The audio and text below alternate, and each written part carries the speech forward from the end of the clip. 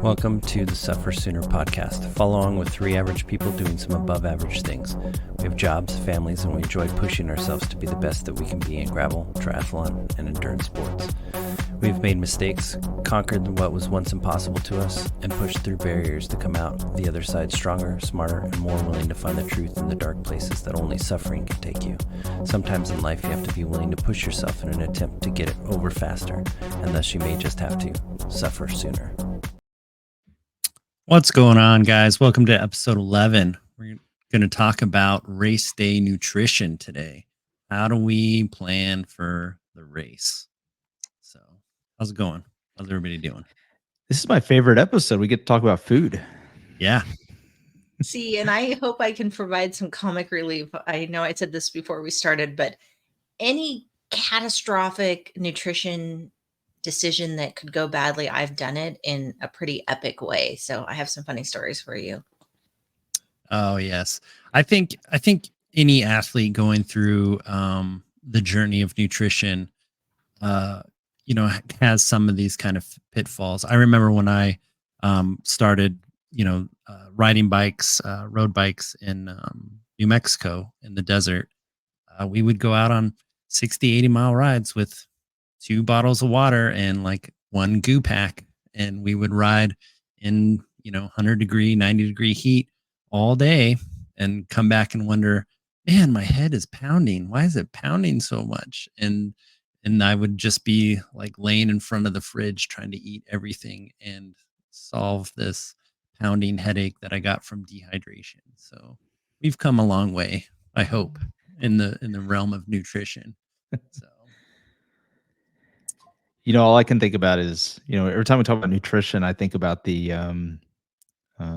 we were on the that Grand Fondo ride down in South Carolina a couple years ago, and I was debating, like, do I want to eat another peanut butter and jelly sandwich? And this kid just happened to overhear me say it out loud. And he goes, "Eat it, yeah, eat it. You need it. Just get another. You know what? Take 2."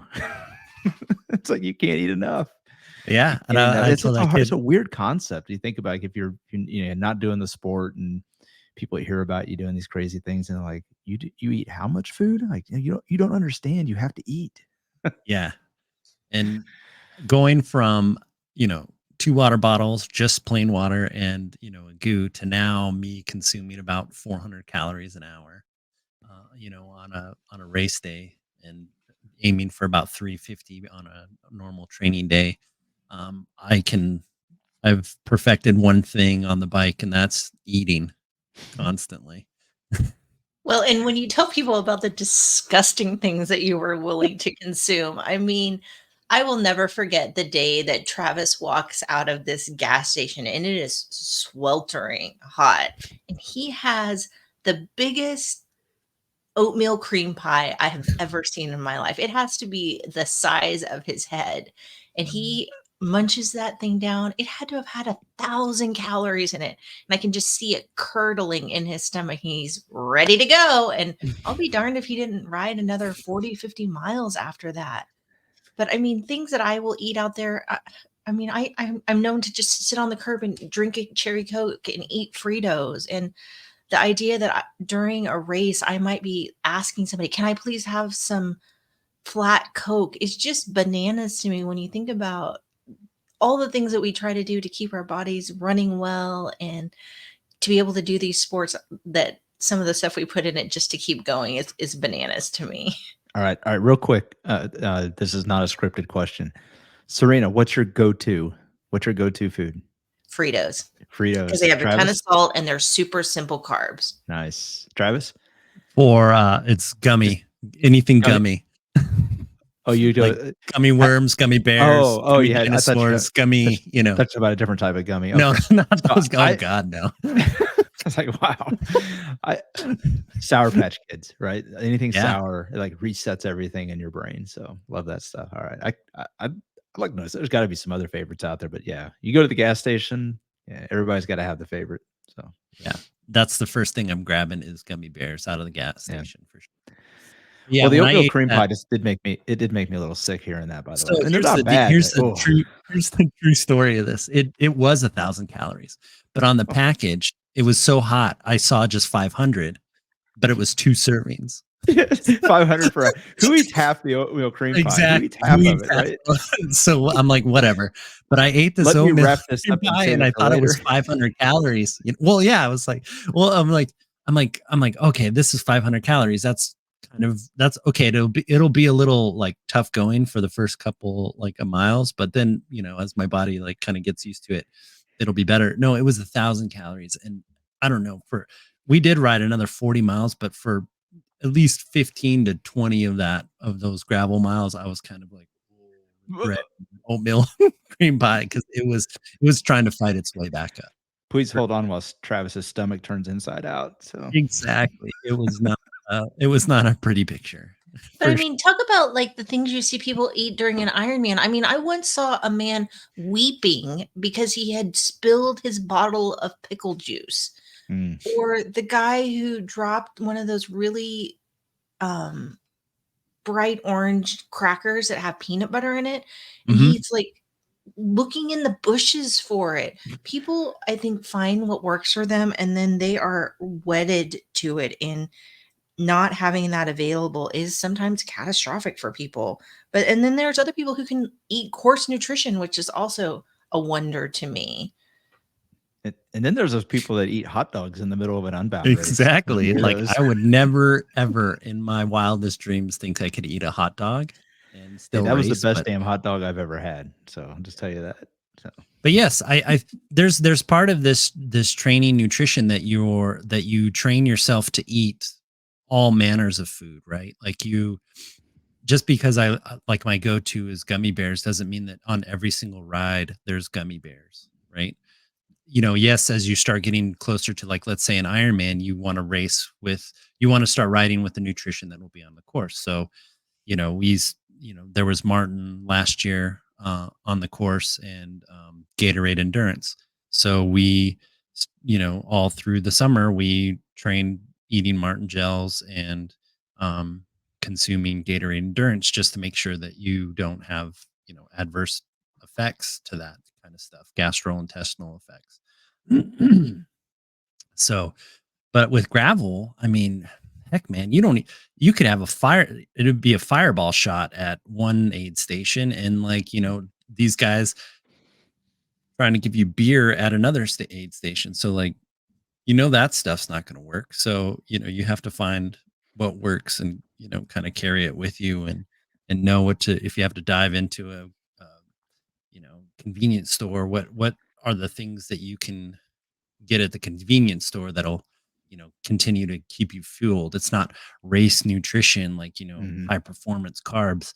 We're not out there doing high performance things. We're racing gravel bikes on gravel roads and in the heat, in the wind, in all elements. So it's not you don't need the high performance fuel like you would need on a Ironman I don't course. know, Travis. There's some people that might argue Fireball is a high performance fuel. You might be able to burn Fireball, but I'm not sure it's a good fuel for racing and fuel for your body. Yeah, I So my yeah, first gravel ride I was like, oh, there was we just got on this Humphreys 50-mile ride. We just got to the last little checkpoint. They had a fireball shot, and then you had to ride, I don't know, it's like 10 miles back into town. So like maybe like 30 minutes worth of effort. I took a fireball shot. It was great. I was like, man, wow, this is going to be great. And then as soon as the alcohol kind of like went out of my legs, it was the worst 15 minutes of my life trying to get to that finish line. I was like, oh my God, it's going to take forever. I should just walk. My legs yeah, don't want to work. It was the worst decision that I ever did. And I've never done it again. yeah. Well, if you rule out the Fireball and alcohol, so there really are like you boil this stuff down. Like there's a lot of marketing. There's a lot of information out there about what you should and shouldn't eat and all that stuff. But you boil it all down. There's only like 3 things you need to get through a race, right? Yeah. I mean, besides like, your bike and all that stuff, but Yeah, of course. 3 things. It's your nutrition that what are you going to eat? What's going to give you fuel, your calories, where your calories coming from. The other thing is going to be your like salt electrolytes, how you're replacing what you're losing as far as electrolytes. And then your hydration, like your water, your fluid, how much fluid are you replacing or losing, during a race. And that's basically the three things that you can kind of control. And that's, and that's what we're going to be talking about. We're not going to be talking about electrolytes and that kind of stuff. The best thing you can do for that is get a sweat test done. You can, Performance Hydration does one where they send you the protocol, and then and they send you back a pre-mixed like electrolyte mix that is exactly what you're losing. So like it has the same ratio of sodium and potassium and magnesium and all the electrolytes that you're losing through your sweat, and they'll mix it up and then send it back to you. Or you can do one from Gatorade, and it does the exact same thing where you kind of wear a patch and then you scan the patch, and then it tells you how much sodium you're losing, and then you can get an idea of what your sodium loss rate is, and then you can plan and replace that electrolytes during a race. So that's one thing to consider. So if it's like 1,000 milligrams of sodium that you're losing or whatever, then that's per hour, then that's what you need to replace per hour that you're out there. So it's kind of one of those things to do. And then the other thing is your hydration. How much fluid are you losing? The best thing to do for that is kind of knowing your basic sweat rate. So you can do this. I make my athletes do this on an inside ride. We do an easy zone 2 ride. We do without any fans. Usually if it's, you try not to make sure your AC unit's not going to kick on or anything. And you're going to put towels everywhere because you're going to sweat like nobody's business. And you're going to ride zone 2 ride for, anywhere from 60 to 90 minutes. You're going to weigh yourself before you start, and then you're going to weigh yourself after. And basically the amount of fluid that you lost is, what needs to be replaced per hour. So for somebody like me, I lose about 1 liter an hour of fluid when it's hot.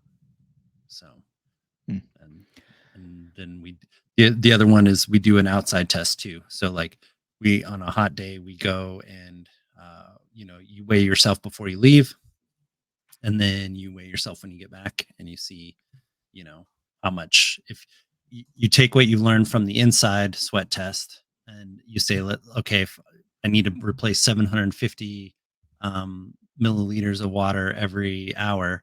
So then when I go right outside, let me see if that holds true. And then you weigh yourself before you consume the 750 milliliters per hour while you're out riding, and however many hours you were out there, and then you come back and see if you're the same weight or not. So. Yeah, and I think that's where you mentioned too about the electrolyte side. I mean, some people are salty sweaters, some are not so much, and I think for all intents and purposes, almost all of the pre-made hydration mixes or nutrition mixes, they almost all of them have some amount of electrolytes in them. They're probably not enough electrolytes, and I think obviously there's even specialty mixes now that are just electrolytes. I know Element's a big one that people talk about, and Liquid IV, and a number of the others that are out there. But we've for a couple of years now anyway, we've just kind of done with the salts just sort of on their own, so that you kind of manage your salt intake, so that you can just go by, your body knows when it needs salt. And if you know how to listen to your body, you train enough, you'll know when you need salt. And so you just take salt separate, so you're not sort of tying your salt intake, your electrolyte intake to your nutrition.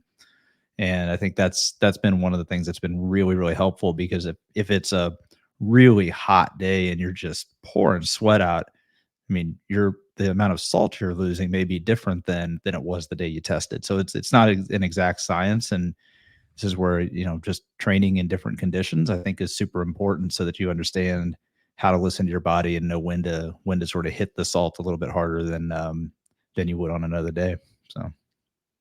One of the other things, and I don't, it's definitely not nutrition, but it falls in the same column for me, is being able to make sure that I am doing a good job of cooling myself when it's really hot. So do I have sun sleeves on? Is my head wet? Is my skin not too clammy? Because that also, I am a very salty sweater. brings down the amount of other stuff that I need. So just again, being able to manage that external cooling has also been a real game changer for me, especially when it's hot. Yeah. Yeah. I tend to when I race and it's really hot, I tend to carry an extra, well, not an extra, but I plan for one of the bottles to just be plain water that I can like spray on myself. And I think Danny, you've probably seen me do this. And when it's really hot, you'll just see me start spraying my water bottle on my legs and on Hmm. my on my chest and stuff, just to aid in cooling. And just having that extra, extra water to just dump on yourself can, keep you in the game a little bit longer. And, going back to the salt thing, I have my left foot tends to cramp when I'm starting to get low on salt. And then I also notice that my mood changes when I am low on salt. I start to get, instead of the happy, go lucky personality that I have, when I'm usually out riding my bike, I tend to get a little bit darker and I kind of get a little bit more cranky. So I tend to hit the salt, you know, more when I start to notice those dark thoughts keep creeping in. And the reason I like to keep my nutrition, my salt, and my hydration like three separate is because a lot of times, like let's say you put all your let's say you're doing liquid nutrition and hydration and your electrolyte mix in one bottle, and then that bottle just gets launched somewhere or you spill it, or it's a lot to rely on your bottle cage to hold on to that bottle, or your pack to not spring a leak. Or I've had it where my pack doesn't really, like, the hose doesn't click in all the way, and so like I can't siphon I siphon some water out, but then eventually it kind of jostles loose, so then I think I'm done drinking my hydration pack, but I get done with a ride and it's halfway still full, and you're just like, "Oh, great. That's the Sweet." worst. Yeah. So I tend to like to not keep the single point failures to a minimum. So that's why I like to have my electrolytes. Usually I do I like the tabs that you put in water bottles. Those are great because you just do, a couple tabs in a water bottle and you can drink it, and the chances of you dropping the tab is not that bad. And then I also carry a tube of this brand called Base Salt, and I carry it in my pack when I'm riding gravel, so that I can, lick my thumb and then get some more base salt into the system if I need it, and kind of, meter it that way. So So yeah, because I think anytime I've been out there and you start to see grumpy Travis, something ain't right. So I mean, it takes a lot to get to that really dark spot. So I mean, and yeah, that's usually a good indication. Again, it comes back to just knowing your training, and this is why you spend so many hours outside of race events. You just some of the stuff you just learn. There's no textbook to teach it to you. It's just things you have to learn about your own body and experiment a little bit too. I mean, just know that it all comes back to these, two or three things that really matter the most. I mean, Yep. so there is a lot that can kind of go into this, and it can get super confusing really fast. So maybe so we kind of talked about the electrolytes and the salts. I think we kind of put that to the side for a second, but just Yep. in the nutrition side, I mean, if you think about it, a lot of people we know that have kind of come into the sport, or are brand new. They don't really know where to start, and they think, oh, well, a lot of people come in because what you want to get in shape, maybe lose a few pounds, that kind of thing. And you want to have Yeah. fun doing it, and the next thing you know, you're doing 200-mile gravel rides in the middle of Kansas. But at the end of the day, it's like people don't really think about, like, oh, I gotta. You mean I have to eat? Like, well, I can't eat because I'm going to gain weight, and I don't want to gain weight. And it's like, no, you you have to eat because your body needs fuel. And I know that sounds so simple to people who have been doing this for a long time, but at the beginning, it's just about, you just got to eat some food so you can fuel your body. But as you get deeper into it, it's like you got to eat the right food, and then you got to eat the right food at the right time, and then it just becomes more and more of a science. So let's maybe kind of go through some of the basic stuff first, then we kind of go in, and then we can go into sort of how do you take all this information and prepare for an event. So like maybe from the basics, where should we Yeah. start? So for the basics, we have macros. We have carbohydrates, we have fats, and we have proteins, and that's basically what's in all of our foods. And there's uh, caloric values given to each thing. Carbs and protein have 4 calories associated with them, and then um, fat has 9 calories per per gram. And so you're like, oh man, if I could fuel off of fat, that would be amazing. Like I can just just go all day because I'm like how like calorically dense that stuff is. And that's so the way that I like to think of this type of stuff is carbs are like your race fuel. That's like you're putting in your souped up car to go super duper fast. It's You're the like race fuel. you're NASCAR and you're going around a track at 200 miles an hour. That's when you're going to want to use carbs. Protein protein is as far as the caloric count, it's the same, but the problem is that it's very it's very hard for our body. Our body has to take the protein, break it down, turn Mhm. it into glucose, and then we can burn it. So it's a lot of a lot of extra steps. So it's not a great source, but it can be used in events that are like a little bit longer than 3 hours or so. You can use a little bit of protein to help kind of spare your muscles from being damaged by your body, Yeah. because when you get into these long events, you get into, especially cycling events, you go into a caloric deficit and your body's going like, hey buddy, if you're going to keep doing this, I need fuel, and Yeah. we don't have enough carbs on board. So the next thing I'm going to do is I'm going to start eating some of this muscle because I know that's around. Well, I don't and that's the thing, Travis. I mean, you get to the point where your body is using protein and breaking down protein to try to get some type of any kind of energy. You're in a pretty dark spot at that point. I mean, your Yeah. protein, like you said, I think is going to be more for the try to give a little bit of resiliency to your muscle tissues and things like that. At least that's the way most of the studies read now, is that Yep. it's really there to support the limiting the damage to the muscles throughout the event, and then Yep. obviously after the event the protein is used to help restore those muscles and fuel the growth. Yep.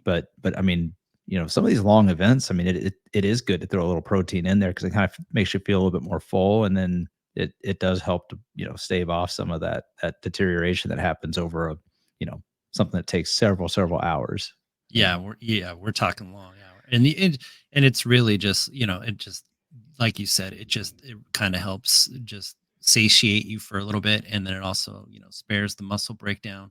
Mhm. But again, with protein, your body's going to go like, it's going to say, hey, am I at a place where I can digest this? If not, then it needs to get out of here. And so that And there's only a few places. 2 ways. Yeah, 2 ways that happens. So and then we Neither have one of those fat. is going to be good. Yeah. Right. So we Yeah. have fat. And the problem with fat is that you can use it as a fuel source, but the problem is one, it has to be broken down in your stomach first. So like, think of, these fat molecules as kind of long chains. And so our body has to break them down and then use, oxygen to help get them to the muscles. And so you need to be able to um, process the fat that's in your body. And the thing is if you're going about like less than 65% of your VO2 max level, Mhm. then you can use fat as a fuel, and that can be a great fuel. So like ultra marathoners use like olive oil and potatoes and stuff like that. Like they use and some sweet potatoes. They use those long chain carbohydrates along with these fats as fuel on ultra marathons because they're going at a relatively easy pace that's less than 65% of their VO2 max, so that they can actually digest the calories, get the calories into their, get the fat and like the energy into their muscles, and then continue to propel them to move forward and stuff. So, but for all intents and purposes, like our goal here is to use carbohydrates for most of our stuff. Um, we're not we're riding hard enough that especially like Ironman too, like you can do Ironmans and some of these longer gravel events with carbohydrates and a little bit of mix. You could do a little bit of mix of fat and protein. It's not like you're going to be predominantly on one thing. And so that's kind of like what you're going to suss out in your training, like how much carbs can I handle? Can I handle any protein while I'm training? Can I handle any fat while I'm training? That's what you're going to figure out before you get to race day. And then how much of that, Yeah. is what you're going to be going on. So I think that the other thing that I learned along the way too was if you're talking about a race, we're not just talking about once I'm actively racing, what I'm taking in the days before, especially as it relates to sodium and carbohydrates is important. And I learned this the hard way too. As I'm standing in line to walk down the boat ramp at an Ironman, or that morning of while I'm sitting around, that also has a huge effect on my day, which I really learned the hard way once too. Yeah. I mean, this nutrition is kind of like, I mean, we could do a whole episode on what you do before you get to the race day. So, getting into that, right, leading up to the race, like that's all important too. Like, 3 nights before, like what are you eating 2 nights before, like that kind of stuff.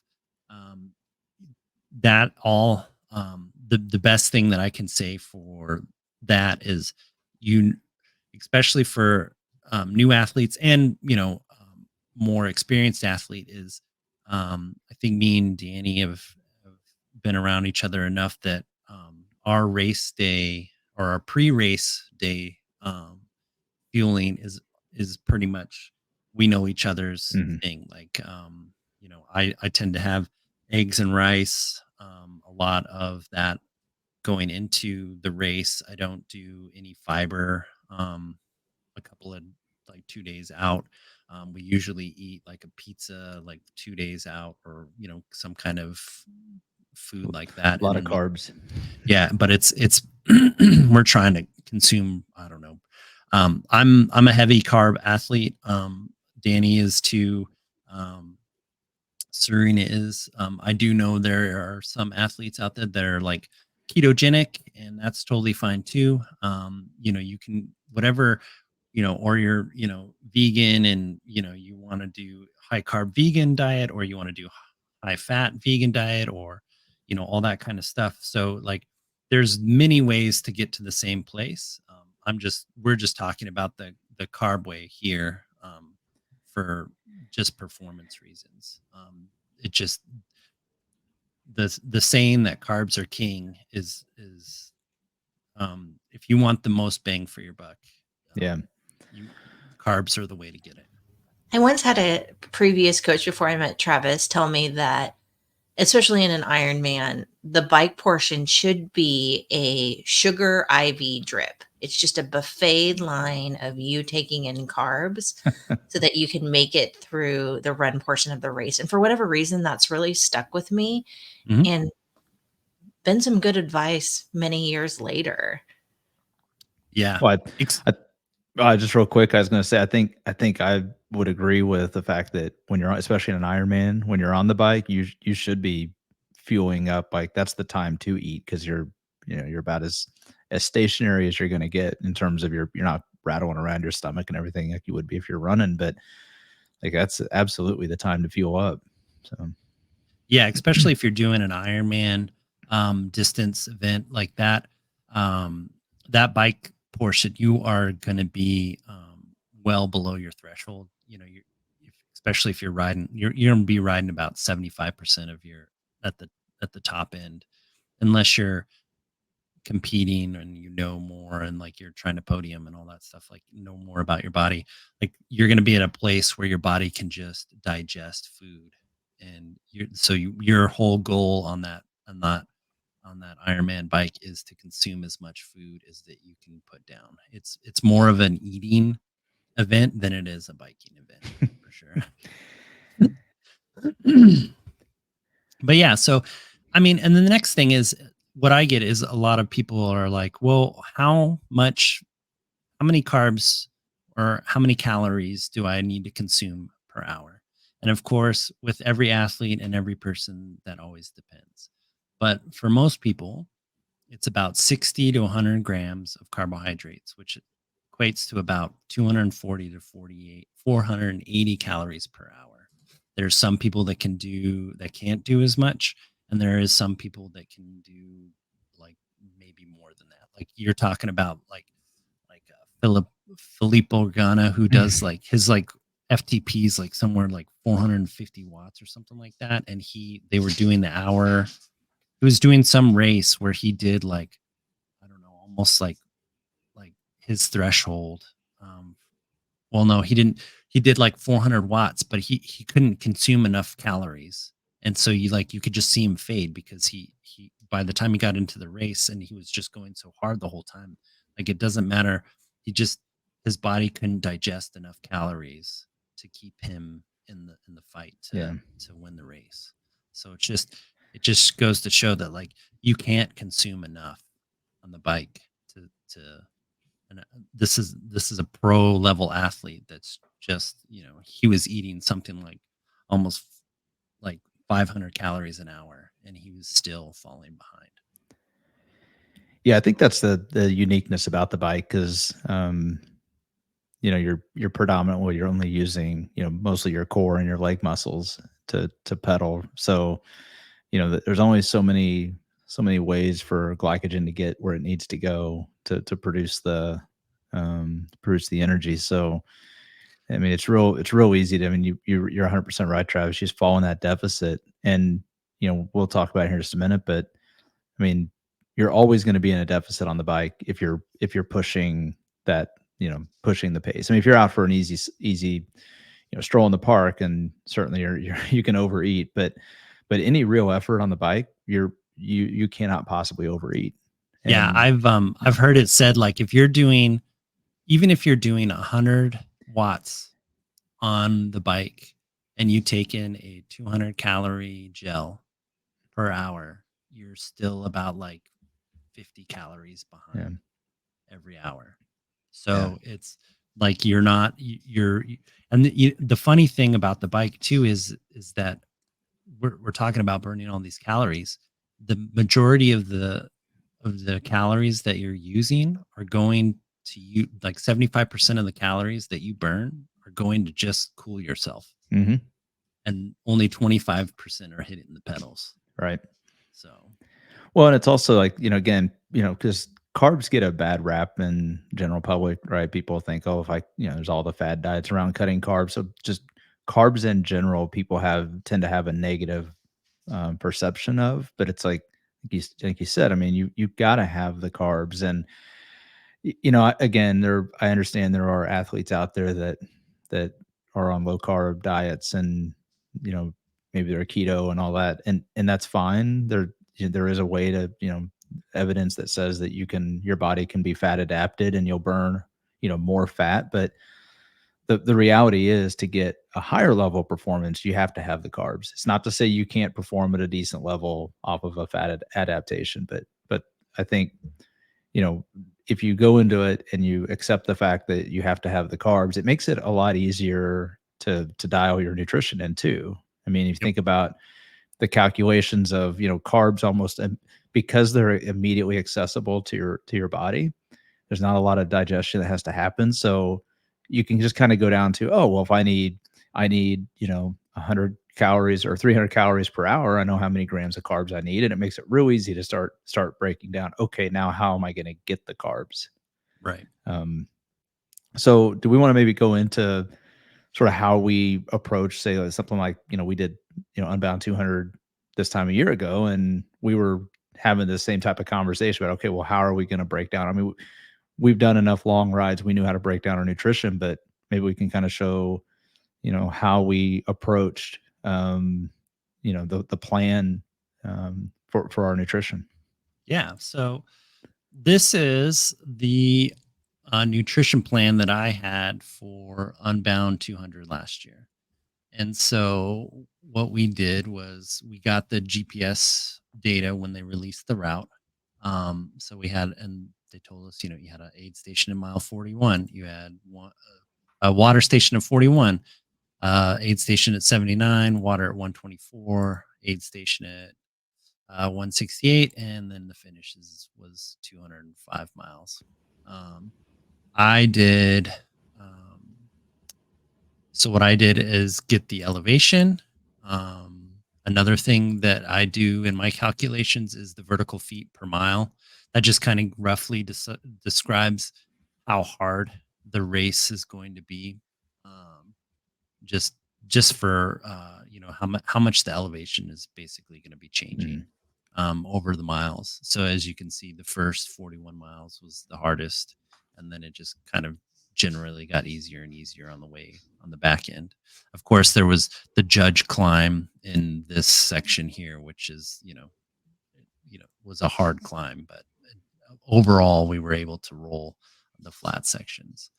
The other part that I do is I take what I would feel is the slowest possible time I would go, and then my super duper dream time if I'm feeling super, super great. And then I take that and I just say, okay, if I'm riding 17 miles an hour, I should finish the 205 miles in 12 hours. And if that's 12 hours at 480 calories per hour, that would be 5,796 calories that I should be able to eat. So, and that is the top end of what I can consume. And I found that out in open range last year. That was, I ate my goal for that race was to eat 480 calories per hour that I was out there. So for the 8 hours that I was out there, I ate 480 calories and it was miserable. I did very well, but I was very miserable to consume that amount. So when I went into, but real quick, hey Travis, on that, isn't that where you really start, like, you're just playing that game, that balance of like this is why racing is not fun.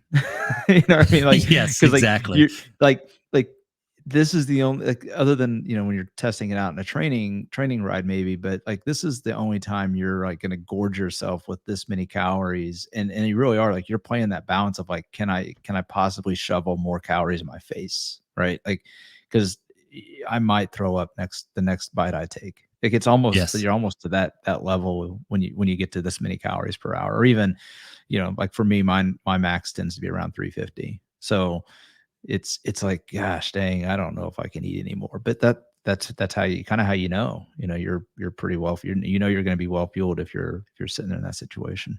Yeah. Well, and even then too, Danny, I remember when we did Bad Astra and I was not feeling good and I knew I needed some carbs and I knew I needed some more electrolytes, and I took this goo that was on course and it hit my mouth and my stomach and I just turned my head and it exited my system.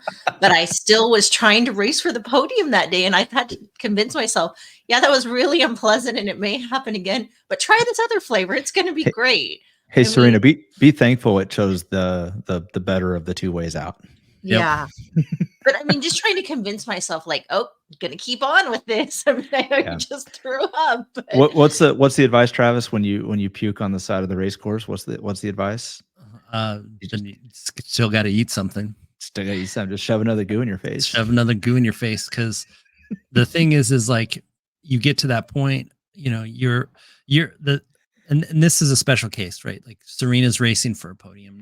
She's not going out for her Sunday group ride, like, just hanging out. Like, if every calorie counts. So let's say, for whatever reason, that flavor just didn't agree with her. And so it caused her to gag and she threw up. So now she has nothing in her stomach. Mm-hmm. No fuel's going in.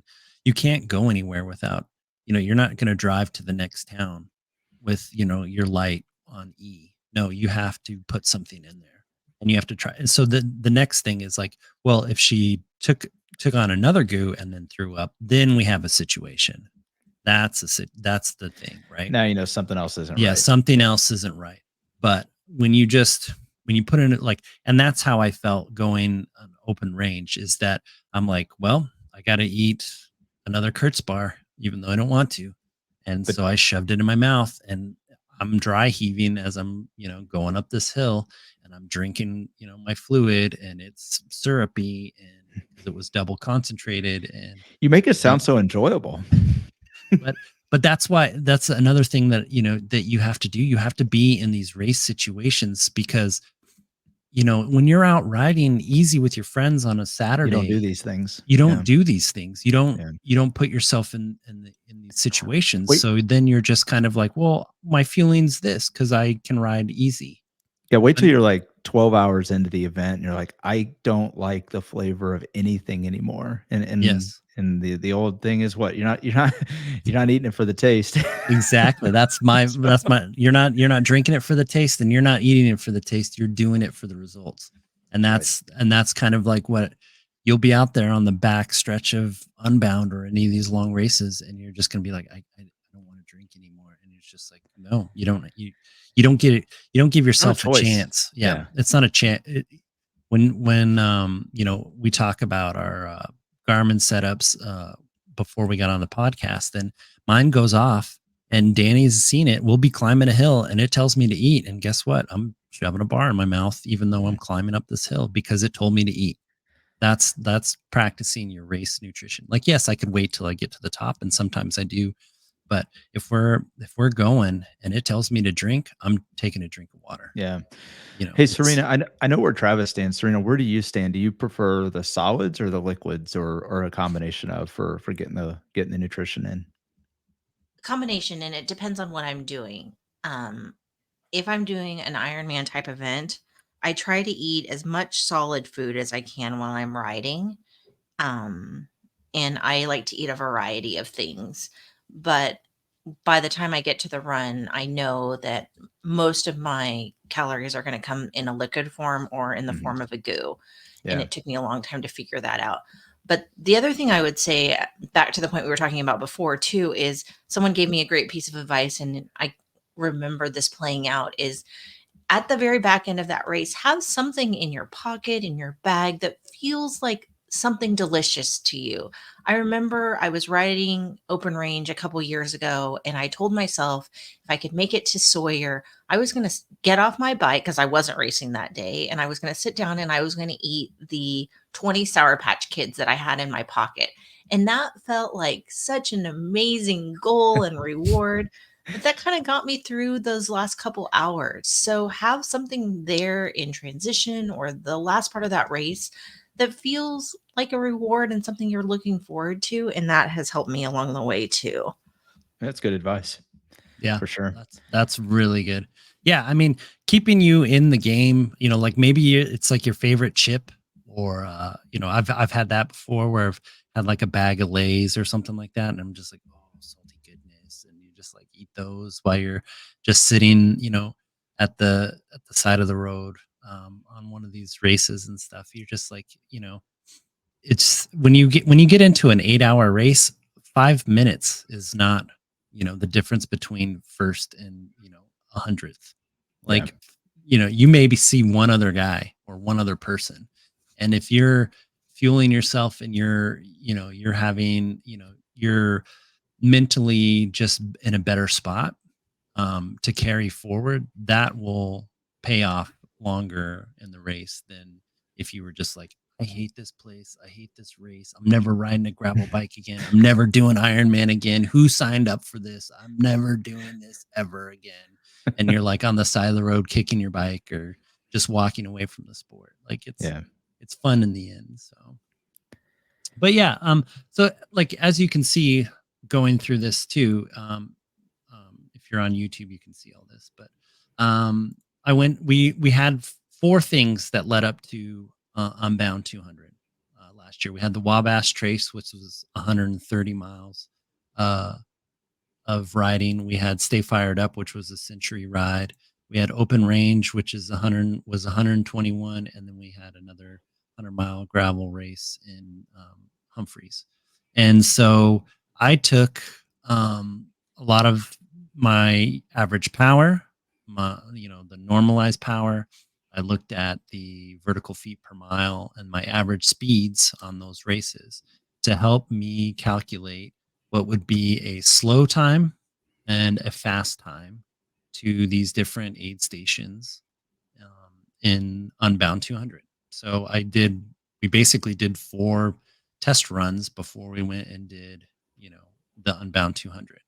And then, so what I did for that is I took the average of the time that I thought it would take and calculated my caloric need based on that. So like, as you can see, I needed to consume 2,640 calories at aid station 1. I needed 2,880 calories by aid station 2. And then to the finish, I needed 1,200 calories for a total for the day was 6,720 calories. So right in this, I was shooting for that 15 mile an average, 14 mile an average time is basically what we were kind of looking for on that day. And then of course I have a maltodextrin fructose mix that's just straight carbohydrates. So I measured that out for per liter was 480 calories. It's 120 grams of carbohydrates, so per liter. And so the only one that was different was the one on the last aid station was just wasn't a double concentrated one because it was going to be near the end of the day. So I didn't need, I was going to use more hydration in the form of just plain water on my bike. So that was the plan on that one. Yeah. And I think we tried to be really thoughtful about how we were going to get our nutrition. So it wasn't just, I need the calories. You're showing here. I mean, we tried to map out exactly what we would eat, almost like pre-plan the menu and have it organized, ready to go, so that I know this is what I have to eat before I get to the next stop, or this is what I have to drink. And because when you're out there, I mean, by 4 or 5 hours into these events, like you just kind of get to the point where you start losing track of, well, did I really eat that? Or yeah, what you're like, how happened many exactly? bars did I eat? Yeah. Did I really eat 7 bars? Yeah. Yeah, you did. So, yeah. And so like we have Kurtz bars here. Well, I ate 6 going into aid station 1, and then I had to eat another 6 going into aid station 2, getting out of, going into aid station 2. And so we had, all our Martin gels that we were going to do and the tailwind and all that stuff that was in different bottles. And so, the total that I carried on me. And so this is what I did. I have 2 orange mud packs. And so the first pack was filled with everything that I needed to get to aid station 1. Then when I got to aid station 2, I picked up the second pack that had a 2-liter bladder and all this stuff. And it was in a 20-gallon Ziploc bag. So all I had to do was empty my trash. Did you say a 20-gallon No, Ziploc sorry, bag? a 1 gallon. Sorry, I 1 was gallon. like, wow, that's a Ziploc lot bag. of nutrition. You should see how much nutrition. No, it was a 1 gallon. Did you see the guy on the course with a 20-gallon Ziploc bag? It was a trash bag. It's a trash bag. I was like, what's this guy doing out there? Looked like Santa Claus, just handing out Kurtz bars and gummy worms. Yeah. But yeah, it was, it was a 1 gallon bag. And what I would do is I would grab the bag, shove it up my shirt. Yeah. And then I would empty my vest, and I would, I can get back on the bike and start riding again. So just to keep the transition, my thing is, slow miles are better than no miles. And when you're in a place like a aid station, like the tendency for you to sit down and take a break and eat something and have a chat and, all this stuff, like you start to, Start to cool down a little You bit. start to cool down, and you start to, Man, start to can't wait think for the that sitting couch. down is sitting down is a good idea, and I'll just sit here for like 5 minutes, and then 5 turns into 30, and the Yep. next thing you know, you've been there for an hour and a half. And I've seen people just spend way too much time at the aid stations. And so the whole idea is just to keep moving forward. I can unpack the bag while I'm, soft pedaling up the road. And so that's what I do is I just grab the bag, load it into my vest, and then continue on riding and stuff like that. So that was a big thing that we did in all these where they allow you to have drop bags, is to just have all your nutrition in a Ziploc bag, and then you can just grab it and go, unless you have to like mix your bottles and stuff like that. But for Unbound, we made sure we mixed all our bottles at the aid stations were already pre-mixed and Mhm. cold. So went into that. And so we had at the end, Oh, Yeah. sorry. Go ahead. Yeah, I was Go gonna say for we had a similar approach. I mean, we're talking a lot about Unbound, but I mean this method, like, it worked across all different formats, and we did this similar thing in Ironman as well. And yeah, I I think I have a Ironman Chattanooga strategy too. Yep. It's basically almost the same thing, except I don't have like fast time, slow time stuff. I Mhm. just I with Ironman you can get a little bit better at predicting your times, especially on the bike. Like, Yep. my bike wasn't going to be, I think it ended up being like 6 hours or something like that. And so it wasn't going to be 7 hours, and it sure as heck wasn't going to be 5 hours. So I knew it was going to be around 6 hours. So you can plan for an extra hour of nutrition, which is basically 2 goos. So, and Jen, there's on, here's me being contrary again. I think we also need to talk about when things go completely off the rails and things don't go to plan. Because while I love your spreadsheet and I love all the numbers, that gives me a lot of heart palpitation because I've had that before and missed the first part of it. And I spent the next 2.5 hours stressing about, oh my gosh, I've missed this, and this. So being able to plan for things not going well and what do you do then has been a real game changer for me as well. Just knowing if I start to feel this way. I mean, I can remember one time Travis saying, I need you to just eat everything in your pockets. And I was like, that seems like a really bad idea. And he said, you know what else is a bad idea? A ditch nap. So that's what you do. Yeah, and then her next thing to me was like, she's like, "Well, I ate everything, but then what happens when I eat everything and I still feel this way?" And I'm like, "We'll cross that bridge when we get to it. But That's the right. first thing you have to do is eat everything, and then we'll get to the next thing." So, yes, yeah, stuff goes to crap for sure. This plan did not um fully go out the way it's written down here, right? So we all know of Mudbound, and we all had to walk. So I planned on getting there in 3 hours to the first water stop. It took me 3 hours and 40 minutes. So I'm already behind. But luckily, what I tend to do is I tend to front load my pack or my nutrition so that I'm always carrying about an extra hour's worth of nutrition. So there's always in my plan there. So in this pack, this 2,920 calories, this was um about an hour. It's 300 calories more, or yeah, like 280, right? No, yes, 280. I can do math, right? Yeah. So almost 300 calories. So what I carried was almost an extra hour's worth of fuel to get to water stop 1 or whatever, or to the first aid station. So basically, as long as I didn't make it to aid station 1 in 7 hours, we would have, or 8 hours, we would have been okay. So aid station 1, I made it 6 hours was my slowest time, and then 5 hours would have my fastest time. So we're basically in that time where, you know, shit hit the fan. and so we had to.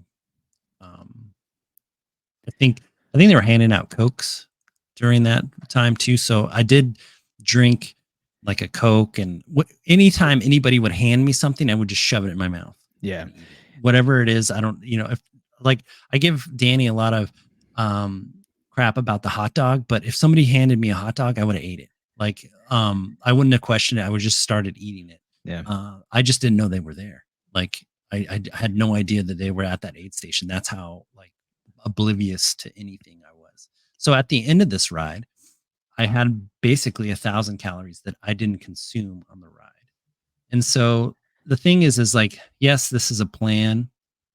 And my backup plan is, yes, I can probably get away with eating 350 calories an hour, or maybe even 300 calories an hour. And still I could have probably done the same thing on here. But my thing is, if you can eat, let's say 400 or maybe even 450, like always have some padding in your plan, so that if you get to a section where you're walking with your bike on your back, and it's taking you an extra hour, you have an extra hour's worth of food. Or if you get a flat and it's taking you a long time to patch it, you're still consuming food and you're not going to be at a caloric deficit. Because it's the thing with a plan is that everybody has a plan until you get punched in the face. And so gravel has a really great way of punching you in the face. Yes, it does, over and over and over again, and over and over again.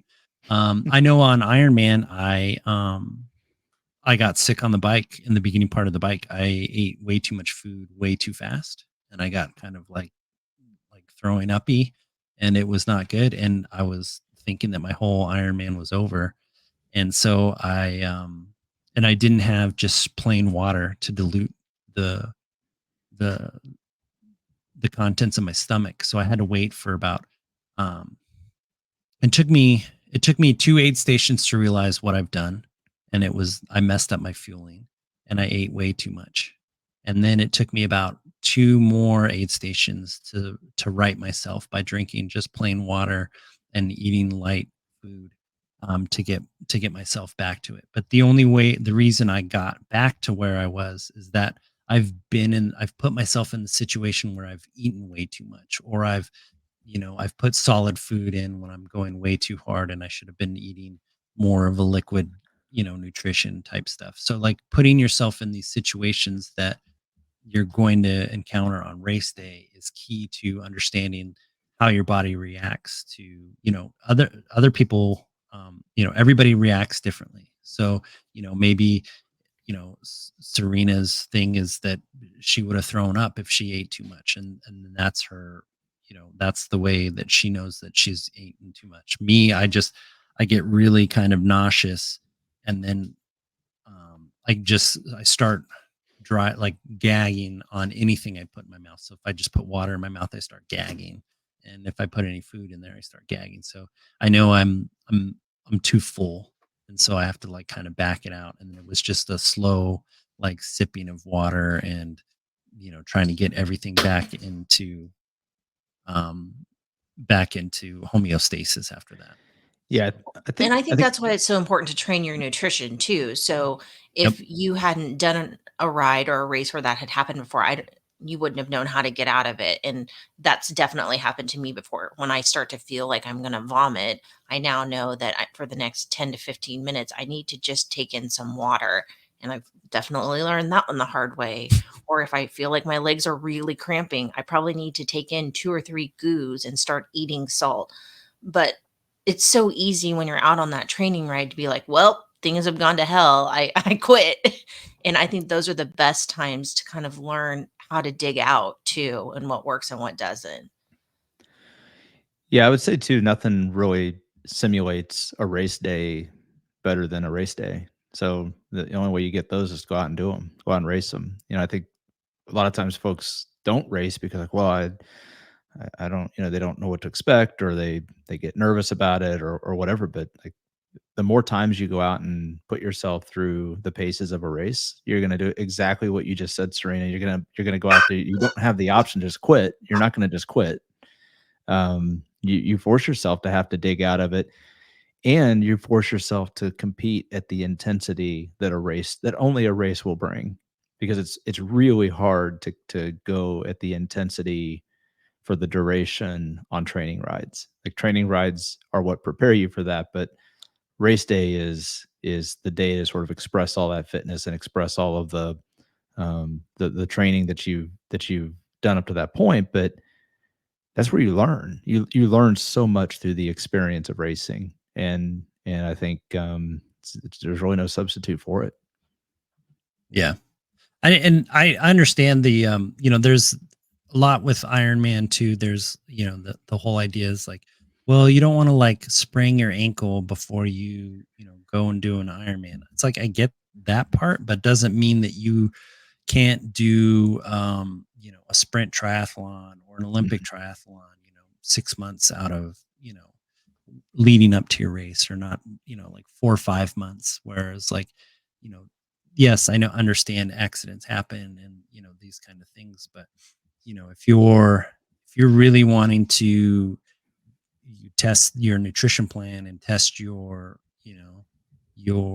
fueling strategy, the best place to do that is during a race for sure, because you just can't go that hard in training. I mean, a lot of people say they're like, oh yeah, I went hard today and did this, but I mean, there's a next level to racing when it becomes competitive. I think I say it all the time. I'm a different person when I pin the number on. It's it's it for whatever reason. When that number comes out, it's you know the normal happy go lucky Travis that we all know and love is gone. He's in race mode where it's Gonna just, start We're gonna start showing up to the SufferSooner group rides with bib numbers and oh just god. No, we are not. Well, because the other person who they really love to make fun of about pinning a race number on is me. Yes, Serena gets it too. It's Serena is a she totally different person when the yes bib numbers put when the on. bid number comes on, she is, and that's fine, like accepting that's who you are. That's great, like, but like I say, you really want to test your fueling and hydration and all this strategy out, then do it during the race, Yep. because that's, and you're not trying to podium, you're just trying to figure out, like, each of these races that we went and did leading up to Unbound was, we were testing a specific scenario. Like, I think for Wabash Trace, we decided that we weren't going to go over a certain wattage, and we were going to try to keep the intensity really low, so because we knew it was going to be a long day. Stay fired up. I was testing the eating Kurtz bars the whole time. Open range, I was doing the double concentrated and the Kurtz bars. Humphreys was, and that was open range, was the 480 calories per hour. And then the Humphreys was the final test of 400 calories per hour plus solid food, plus, double concentrated bottles. So there's a method leading up to your A event that you should follow, like you should do before. You just you don't decide on a fueling plan and just push it to the side and say, well, I'll work on it like 3 weeks before the race. No, it's something that you're going to be working on. We did Wabash Trace in the end of March last year, and we were practicing fueling and coming up with the race strategy by the time in March for Unbound. That's in June. So we were like 3 months out, starting to figure out what we wanted to do as far as fueling and all that other stuff. Yeah, if I remember right, we used that ride to kind of sort out that, hey, I think at least for me, I think I learned this through the unfortunate experience, but like your body, uh, like your body processes solid nutrition differently, you know, deeper into these really long events. So when you get to 10, 12 hours into an event, like sometimes your body just doesn't want solids anymore. You kind of got to go to liquid, and then you may come back around where solids are okay. But I think just from that experience, my approach going into Unbound was, hey, I'm gonna load up with solid nutrition early in the race and do that for like the first 2 or 3 hours, and then I'll go to all liquid nutrition. And it was just kind of one of those things that for me it worked. I don't know if it worked for Serena. I don't know if it worked for you, Travis, but for me it worked, and it gave me a way to say, okay, here's how I'm going to structure my nutrition bags for in my fueling plan for Unbound. But just by doing that ride so early in the year, it gave us a chance to not only learn it, but then sort of tweak it along the way with some of those other events.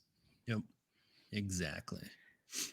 So good stuff. I hope this helps a lot of folks out there. I mean, yeah, it gets so complicated, and it does. I mean, I know these spreadsheets can look like a science experiment and kind of freak people out. And I'm kind of with Serena. Like when you look at this, you can get kind of overwhelmed with it, but I think it kind of forces you to sort of, think through your plan, think through your approach. When you're sitting in front of your computer, you have, hopefully you have your senses about you. When you're out on the bike 10 hours into an event, you're not going to be thinking very clearly. So anything you can do here to kind of get ahead of it, it's not going to be perfect when you get to race day, but it doesn't have to be perfect either. You just, as long as you stick close to the plan and, kind of roll with the punches, then, you're going to find yourself in a good spot as long as you can keep shoving that food in your face.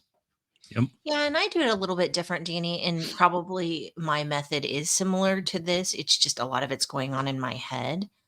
When Mhm. I sit down to pack for a race, I too know that I'm aiming for that kind of 300 to 350 calorie range. I also know that I need to take in one bottle an hour. So I take what I think is going to be my finish time and add 25% to it. And then I set on my counter an hour at a time what I think that's going to look like. And then I do also put in Ziploc bags each hour so that by the time I get to the race, that's just one less thing I have to think about. Exactly. Yeah. Yeah. So then you just eat all of what's in the Ziploc bag, and then you just make sure that that's done on the hour, and then you do your, your bottles finished on an hour, right? And then you just kind of reload everything on the top of that. And so then each Ziploc bag is then sorted generally by aid station. Oh, okay. So this is what I'm going to have done by this point. This is what I'm going to have done by this second aid station, especially if there's going to be a special needs bag there. I'm going to swap this one for this one. And that is also kind of where my treats come in too. I know that at this aid station, there's going to be this extra special thing that I'm really excited about in that particular bag. So for me, I don't know. When I think about racing, I think about all the food that's on my counter, and my husband is just going, that seems like a lot. Are you sure that's a good idea? I'll Are send him your a teeth picture of gonna my be too stuff where I'm sticky? just I hope packing you don't cases lose of one of those stuff. bottles because I think you might cry, kind of thing. I mean, he's forever making fun of me, but I think everybody has a different way of doing it.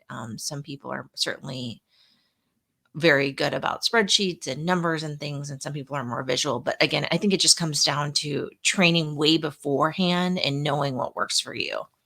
Yeah. Yeah. Deciding on, I think Serena's 100% right. You just decide, you, you kind of decide what you want to, like, your race nutrition to be, like, whether it be solid food, gels, sugar, water, tailwind, whatever it is. And then you start mapping it out. Like, okay, if it takes me, this is every hour I have to consume X, Y, and Z, to keep going. I think that's just, exactly right on the money. You just kind of keep planning it out, so that you get to the end of the race, and hopefully you've consumed everything. Maybe you have a little extra because you planned, for some extra, and you have a much better race experience than if you didn't pack accordingly and just bonked at, mile 60 of a 100-mile race, and just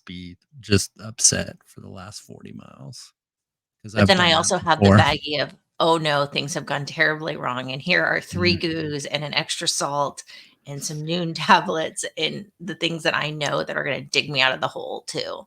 Yeah, speaking of that, I put that extra bag of emergency stuff in with my spares. Like I have a spare cable for my shifting. I have a spare tube, spare quick links, all that kind of stuff. So I do pack a little bit of spare nutrition. Also, there's like a $20 bill in there too, just in case I need to bribe somebody to pick me up. Load me up in this truck and get me out of here. This truck and get me out of here, man. Like if that's going to be the thing. So yeah, I put that in my with my tire patches and all that stuff, just in that kind of emergency. If it comes down to it, you have that kind of there. So that's a great thing to remember too, is that you plan accordingly to the fact that, like, shit's probably going to hit the fan, especially on these long days. And you may need to tap into your emergency rations for sure. So, well, Danny, anything else? I think we covered it. I think so too. So, Serena, got anything else? You good? Again, everybody's different. Don't let anyone tell you that you shouldn't take this or drink that. I mean, the things that I consume on the bike are things that I would never have dreamed about 10 years ago, but they work for me. And just have a backup plan to the backup plan in case the mud is up to your ankles and you are using a stick that you climbed up a tree to get to unclog your tires so you continue forward. Awesome. All right. Suffer complete. Thanks for listening. If you like what you heard, please comment, subscribe, and share with your friends. If you have ideas for topics, questions, or would like coaching, please email SufferSooner@gmail.com. And remember, sometimes you just have to suffer sooner.